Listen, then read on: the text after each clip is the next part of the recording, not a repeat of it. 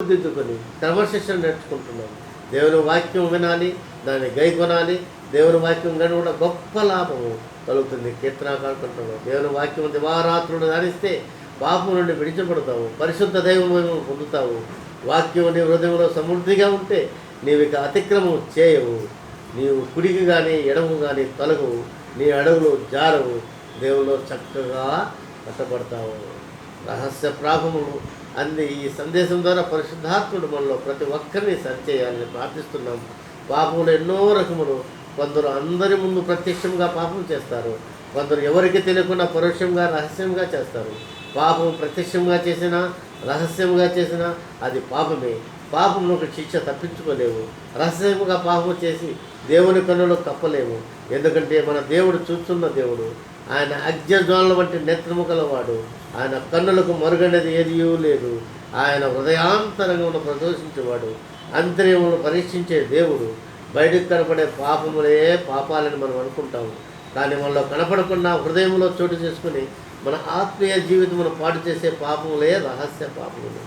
లోపముల నుండి అనగా మనుషుల హృదయముల నుండి దురాలోచనలు, జారత్వములు, దొంగతనములు, నరహత్యలను, వ్యభిచారములు, లోభములు, చెడుతనములు, కృత్రిమ కామవికారములు, మత్సరములు, దేవదృష్ణము, అహంభావము, అవివేకమూర్తులు, ఈ చెడ్డవన్నీ లోపల నుండి బయలు వెళ్ళి మనిషిని అబోత్తపరచుకునే మార్కు సువార్త 7:21-23 చెప్తున్నాయి.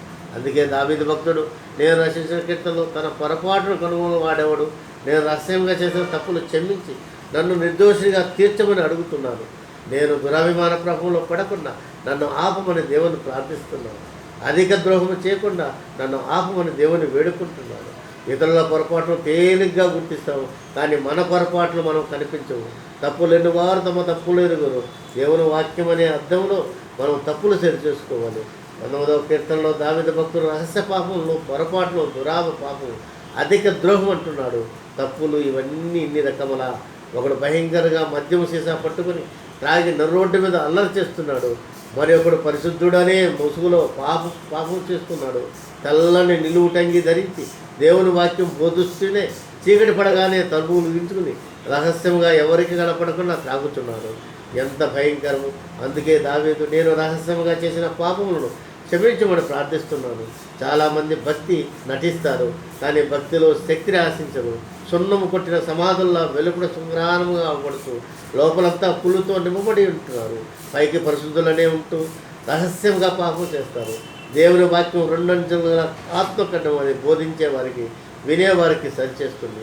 దేవుని వాక్యం వింటున్న మనల్ని మనం స్వపరీక్ష చేసుకోవాలను. మనలో రహస్య పాపం ఉంటే ఒప్పుకొని విడిచిపెట్టే దేవుని కనికరం పొందుతాము. ఈ వాక్యం ద్వారా దేవుడు మనల్ని హెచ్చరిస్తున్నాడంటే మనం ఇంకా అధిక ద్రోహం చేయకుండా, ఊబులోనికి దిగకుండా అత్యున్నతమైన అర్థం చేసుకొని మన దేవుడి రహస్యమందు చూస్తున్న తండ్రి, ఆయన అంతరంగంలో సత్యమును కోరుకునేవాడు. మన బ్రతుకులు ప్రత్యక్షంగా పరోక్షమైన ఒంటరిగా ఉన్న 100 మందిలో ఉన్న ఒకే రీతిగా ఉండాలని. ఎందుకంటే రహస్యమందు చూస్తున్న నీ తండ్రి నీకు ప్రతిఫలం ఇస్తాడు. మనం చేసే చెడు కార్యములు, రహస్య పాపములు కూడా తగిన ప్రతీకారం చేస్తాడు. ప్రతిఫలం ఇస్తే దేవుడు నీవు పాపం చేస్తే ప్రతీకారం చేయగలడు. అందుకే ప్రతి విశ్వాసి దైవంతో ప్రార్థించాలి. దేవా, మమ్మల్ని చక్కని త్రవంలో నడిపించు. నీకు మాకు మధ్యలో ఏదైనా పాపం అడ్డుగా ఉంటే దయతో తొలగించమని ప్రార్థిస్తాము.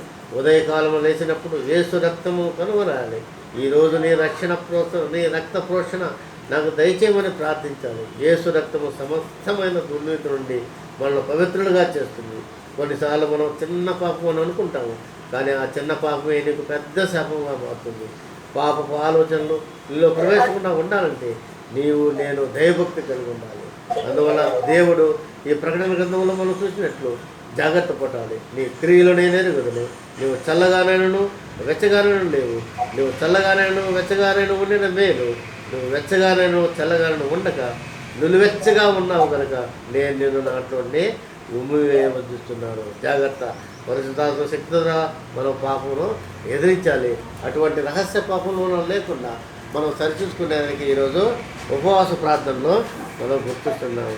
కాబట్టి దేవాది దేవుని వాక్యమును మనం చూస్తుండగా ప్రతి విషయంలో మనము ఆయన గురించి, ఆయన అల్ప ఒమేగా అనువాడు, ఆయనే అంతము, ఆయనే అల్పయు ఉమయు నేనే వర్తమాన భూత భవిష్యత్తులో ఉన్నవాడును నేనే అని సర్వాధికారికి దేవుడు ప్రభువు సెలవిస్తున్నాడు. కాబట్టి అటువంటి పరిస్థితుల్లో ఉన్నప్పటికీ మనము దేవుని మందిరంలోకి వచ్చి ఉపవసించి ప్రార్థించినప్పుడు మన రహస్య పాపంలో ఒప్పుకొని ప్రతి ఒక్క పాపం నుండి మనం విడుదల పొంది దేవుని యొక్క ఆదరణ పొందుటకు మనము ఈరోజు ప్రార్థిస్తాం. దేవుడి వాక్యమును జీవించాలి. ఎక్కడ పోతున్నావు?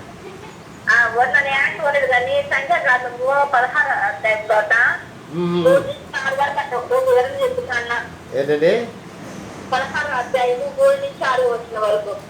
16 దేంట్లో? సంఖ్యాకాండం 16:3. ఓకే 16 సంఖ్యాకాండం నంబర్స్ 16 అధ్యాయమా? ఆయన 3 నూనె సంఖ్యాకాండం 16 సంఖ్యాకాండం చదువుమా. 16 చదువు. మోషే అహరోనులకు విరోధముగా పోగుబడి మీతో మాకిక పని లేదు నీ సర్వ సమాజంలోని ప్రతి వారును పరిశుద్ధుడే యెహోవా వారి మధ్య ఉన్నాడు. యెహోవా సంఘము మీద మిమ్మల్ని మీరేలా హెచ్చించుకున్నారనగా మోషే ఆ మాట విని సాగిలపడెను. అటు తర్వాత అతడు కోరాహుతోను వారి సమాజంతోను ఇట్లనెను తనవాడు ఎవడు పరిశుద్ధుడెవరు రేపు యెహోవా తెలియజేసి వారిని తన సన్నిధికి రానిచ్చును. ఆయన తాను ఏర్పరచుకున్న వారిని తన యొద్దకు చేర్చుకును. ఇలాగ చేయుడి కోరాహును అతని సమస్త సమూహమైన మీరును దుపాత్రులను తీసుకుని వాటిలో అగ్ని ఉంచి రేపు వాటి మీద ధూపద్రవ్యం వేయడి. అప్పుడు యెహోవాయే మనిషిని ఏర్పరచుకున్నాడు, వాడే పరిశుద్ధుడు. లేవి కుమారులారా మీతో నాకిక పని లేదు. మరియు మోషే కోరాహుతో ఇట్లను లేవి కుమారులారా వినుడి. తన మందిరం సేవ చేయుటకు యెహోవా మిమ్మును తన యొద్దకు చేర్చుకున్నట్టు మీరు సమాజం ఎదుట నిలిచి వారు చేయవలసిన సేవలట్లు ఇశ్రాయేలు దేవుడు ఇశ్రాయేలు సమాజం నుండి మిమ్మల్ని వేరుపరచుకుంటూ మీరు అల్పముగా కనపడిన ఆయన నీతో లేవుడైన ఈ గోత్రకులందరినీ చేర్చుకున్నాను కదా. అయితే మీరు యాజకత్వం కూడా కోరుతున్నారు. ఇందు నిమిత్తము నీవు నీ సమస్త జనసమూహమును యెహోవాకు విరోధముగా పోగి ఉన్నారు. అహరోను ఎవడు అతనికి విరోధంగా మీరు సనగనేలా అతడు మోషే ఏలేపు కుమారులైన నాదాను అభిరాములు పిలుచును. అయితే వారు మేము రాము ఈ అరణ్యంలో మమ్మల్ని చంపబోవాలని పాలు తేనెలు ప్రవహించే దేశం నుండి మేము తీసుకుని వచ్చేందుకు చాలినట్టు మా మీద ప్రభుత్వం చేయటకు నీకు అధికారం ఇవ్వగలనా? అంతేకాదు నీవు పాలు తేనెలు ప్రవహించే దేశంలోకి మమ్మల్ని తీసుకొని రాలేదు. పొలము తాచే చోట్ల స్వాస్థ్యం మాకు ఇయ్యలేదు. ఈ మనుషుల కన్నులకు ఓడదీనా. ఇప్పుడు విషయం ఏంటంటే ఇక్కడ మోషే వచ్చి అందరినీ కంట్రోల్ చేస్తున్నాడు. కమాండింగ్ ఎవరిని?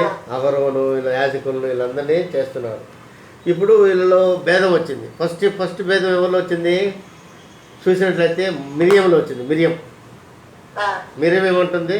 మోషే నువ్వు నా కాడికి చిన్నోడివి, నువ్వు నా తమ్ముడివి, నీకే నా కమాండింగ్ తెలుసు, నేను చేస్తానని.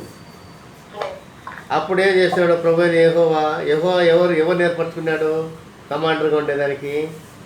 మోషే నేర్పరచుకున్నాడు. మోషే నేర్పరచుకుంటే మిరియం ఏమంది? నేను నీ అక్కను, నాకు లేని శక్తి నీకుందా, నేను నడిపిస్తాను జగాలని అని చెప్తాడు. అప్పుడు మిరియంకి ఏం చెప్తాడు ఆయన? యెహోవా కోపగించుకొని కుష్ఠరోగం పుట్టించాడు. ఏం పుట్టించాడు? కుష్ఠరోగం. అంటే ఎవరు పెద్ద ఎవరు చిన్న అనుకోకూడదు దేవుని భక్తిలో. అందరు నీతిమంతుడు లేడు, ఒకడు నీతిమంతుడు లేడు. ఆయన ఏర్పరచుకునే వాళ్ళంతా పరిశుద్ధులే. ఆయన ఏర్పరచుకున్నా అంటే ఈ లోకంలో మనం చూసినట్లయితే వివరంగా వివరిస్తాను చూడండి. ఈ లోకంలో మనం చూసినట్లయితే యేసు ప్రభువుని ఎరగని వారు చాలామంది ఉన్నారు కదా. యేసు ప్రభువుని ఎరగని వాళ్ళు చాలామంది ఉన్నారు. ఇది ఈ ప్రాఫిట్, ఈ లేవికాండంలో, ఈ సంఖ్యాకాండంలో రాసింది కూడా అదే. ఈ సంఖ్యాకాండంలో రాసింది అంటే యోహాను సువార్తల్లో నేను మిమ్మల్ని ఏర్పరచుకున్నాను, మీరు నన్ను ఏర్పరచుకోలేదు అంటాడు కదా. యోహాను సువార్తలు ఏమంటారు? నేను మిమ్మల్ని ఏర్పరచుకున్నాను. మనం ఏమనుకుంటాము? మనం ప్రభువును ఏర్పరచుకున్నాము, మనం ప్రభువును కనుగొన్నాము. దేవాదేవుడు మనను ఎతికి పట్టుకున్నాడు. పట్టుకొని ఆయన ఏర్పరచుకొని మనం ఏం చేస్తున్నాడు? ఉపయోగించుకుంటున్నాడు. మనం ఉపయోగించాడు. మనం ఆయన ఏర్పరచుకోవాలి. 3 నుంచే చెప్తున్నాను నేను. ఇక్కడ మాకు ఇప్పుడు మా ద్వారకా ఉంది మన చర్చిలో కదా. ద్వారకా ఉంది, పాటలు పాడుతుంది, అన్నీ చేస్తుంది, వచ్చి ఆరాధిస్తుంది, అన్నీ వేస్తుంది. ద్వారకా కాడికి కొంచెం మంది ఇంకా స్మార్ట్ వాళ్ళు వస్తారు మన చర్చిలోకి. ఇప్పుడు నేను ద్వారకా ఏమంటాడు? అమ్మా నువ్వు నాకు పని లేదు, నువ్వు పోవచ్చు. వేరే వాళ్ళు వచ్చారు పాటలు పాడేవాళ్ళు, ఆరాధించేవాళ్ళు, వాళ్ళతో చూసుకుంటే ఎట్టుంటుంది నీకు? ఎట్టుంటుంది? నేను ఉన్నంతవరకు నేను యూజ్ చేసుకున్నాను, పాటలు పాడతావు, ఆరాధిస్తావు, అన్నీ చేస్తాను.